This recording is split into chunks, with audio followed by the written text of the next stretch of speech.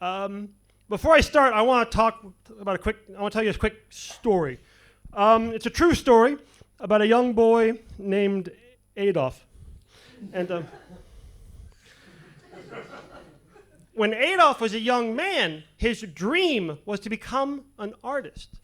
But that dream died when he was turned down by every art school in Europe, and so he returned to Germany, where, as we know, he was eventually responsible for over 60 million deaths. None of this would have happened if his dream hadn't died!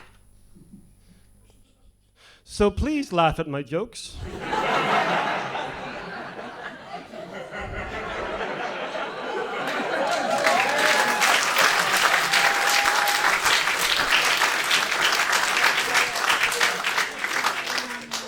I don't have a plan B.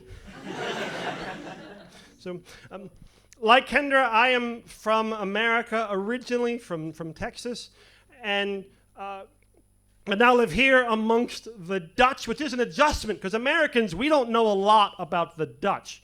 Like, really, the only thing Americans know for sure about the Dutch is they definitely live in Denmark. Like, I'm pretty sure there are Americans right now who are showing their support for Israel by boycotting Pakistani restaurants.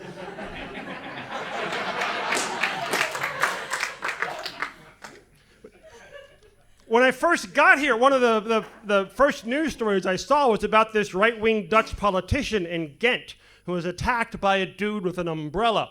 And as an American, that's awesome.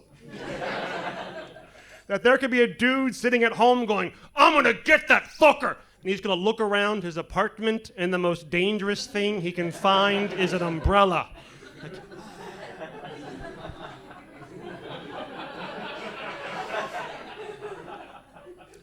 Naturally, as an American, I went and bought as many high-caliber umbrellas as I could find. I will say this. I'm not going to make fun of the French. It's a common comedy trope. I love the French. I love the French because arguably they have the best wine and the best food and the best literature and philosophy and architecture and dance, and still somehow maintain themselves as the most miserable, unhappy fucking people on the planet. And I admire that dedication. Like, I'm American. We think we're exceptional. And really, all we brought to this world is basically fast food and Fast and Furious movies. Like, that's it. Meanwhile, Finland, for the 5th year in a row, has been named the happiest country in the world. And I don't know. Like, when I came here, I thought Finland was where the Flemish lived. I know nothing about Finland. Like, for all I know, Finland is just there to protect Sweden from Russia. I don't even know if anyone lives in Finland. For all I know, it's just reindeer and one guy named Gert. And every year they call him up and go, are you still happy? And he goes, yeah! They go, all right. Finland, #1 again.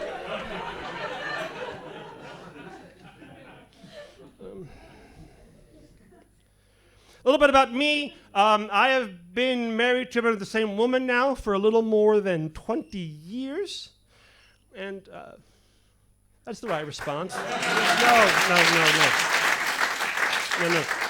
We've been separated the past 3. I should really reorder that. What happened was in 2020, she decided we should try an open relationship. And in 2022, she told me. No, don't groan. Don't pity me. That is a fantastic joke. I'm a comedian. I will do anything. I'll do it all over again just for that joke. It's okay. But I am told that women prefer men who are either bald or have a full head of hair.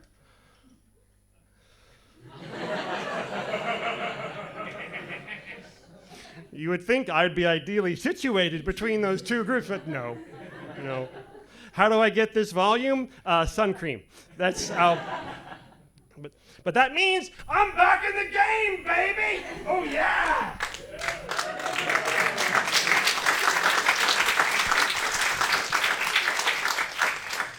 Hello, ladies. I have no idea how a woman's body works, actually.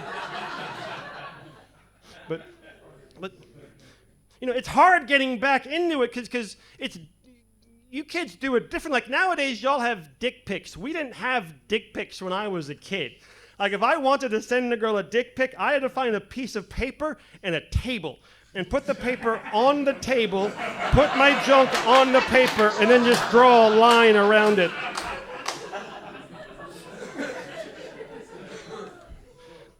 And then I had to fold it, put it in an envelope, put a stamp on it, which is really the only sexy part of this process. Oh yeah! And then mail it off. And then hopefully 5 to 7 days later, if I'm lucky, I get back in the mail a restraining order. Because that's what should happen when you send people dick pics. Okay, anyway, you do it your way, we'll do it our way. But Charlie did a good job talking to the crowd. I don't really talk to a crowd because I'm terribly introspective. Here, give you an idea. When I lived in Texas, I was walking home one night around midnight, and this dude bikes up to me, and he walks over to me from his bike, and he goes, "Do you want a blowjob?" And I was like, no. And for an introvert, that's perfect. He made an offer. I said, nope, bump, bump, bump. We are done. He can get back on his little blowjob bicycle. And I can go home. But no. Then he threw a curveball in it. He looked at me and he said, "Why not?"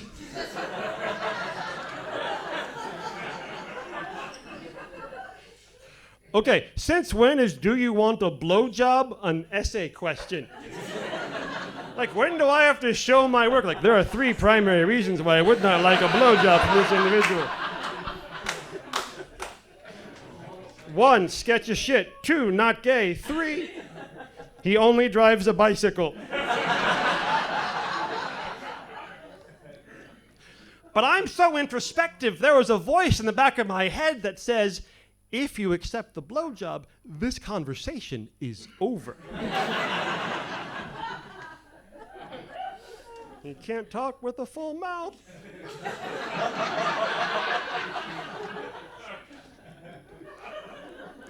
Now, if you're wondering, I did say no.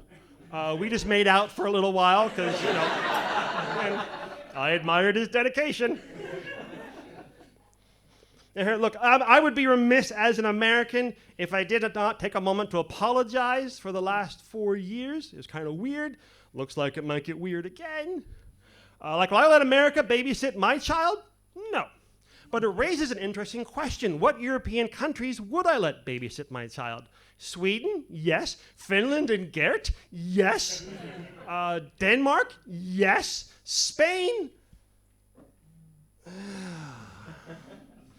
Did Portugal not answer the phone?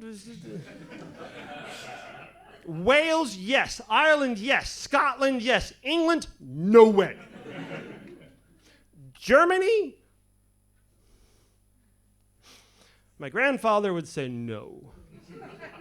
I'm going to need to see some references, and not from Austria. Now, quick, there's a lot of European countries. I didn't name them all. If there's any you're wondering about, throw them out. Greece, no, I'll hire Croatia. It's cheaper.